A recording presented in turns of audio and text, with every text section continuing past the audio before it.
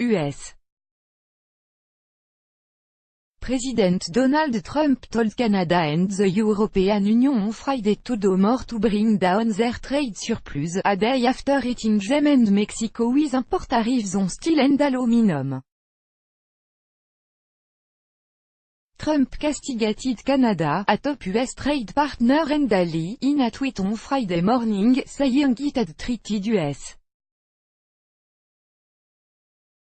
farmers very poorly for a very long period of time, highly restrictive on trade. They must open their markets and take down their trade barrier.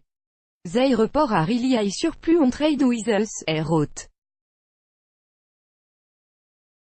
Trump also told French President Emmanuel Macron of the need to rebalance trade with Europe, the White House said.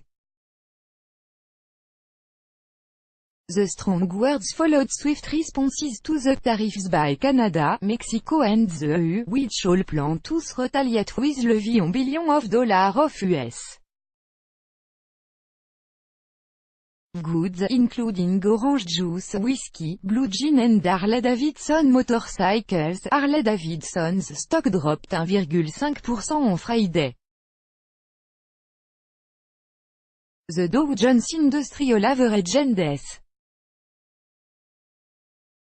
Among the gainers, shares of AK Steel rose 3,8% while US Steel added 3,4%.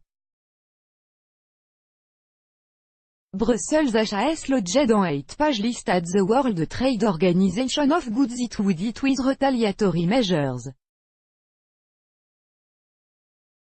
At a meeting of the Group of 7 top world economic powers in Canada, France's Finance Minister Bruno Le Maire castigated the United States for its tariffs, saying Washington was isolated. Unfortunately we are going to have a G6+1 with the United States alone against everyone and running the risk of economic destabilization. Le Maire told reporter in Whistler, British Columbia.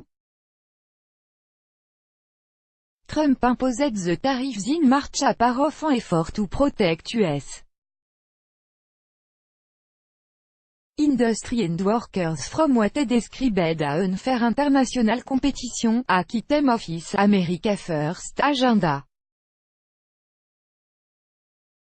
Temporary exemptions were granted to a number of nations including Canada and Mexico as well as the EU. The United States on Thursday decided to let those exemptions lapse. Canada and Mexico, who are installed talk with the United States to redraw the North American Free Trade Agreement (NAFTA), responded swiftly. Canada, the largest supplier of steel to the United States, said it will impose tariffs covering $16,6 billion, $12,8 billion en US. Import, including whiskey, orange juice, steel, aluminum and other products. Mexico announced what it described as equivalent measures on a wide range of US farm and industrial products, including pork leg, apples, grape, cheese, steel and other goods. The EU planned measures it US export running the gamut from big motorcycles like the Harley, built on the home turf of US House of Representatives Speaker Paul Ryan, to canoes, manicure or pedicure preparation, and even sink and wash basin, of stainless steel, the proverbial kitchen sink. We are determined to protect the multilateral system, EU Trade Commissioner Cecilia Malmström said of the WTO challenge. We are expecting everybody to play by the rules. Pushing back Trumpist tariffs on Washington's closest ally also drew condemnation from Republican lawmakers and the country's main business lobbying group and sent a chill through financial markets. The steel and aluminum tariffs were imposed on the EU, Canada and Mexico from midnight EDT. Commerce Secretary Wilbur Ross had called for more talk, but the EU Malmstrom said the bloc's position had been that it would not negotiate unless you take this gun away from us. That had not happened, so now this door for the moment is closed.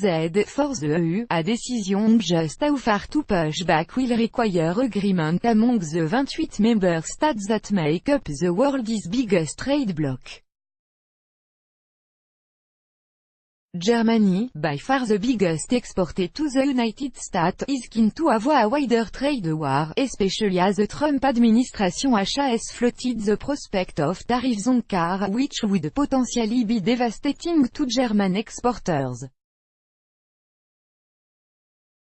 Other EU countries such as France favor a more robust stance against what they see as American bullying.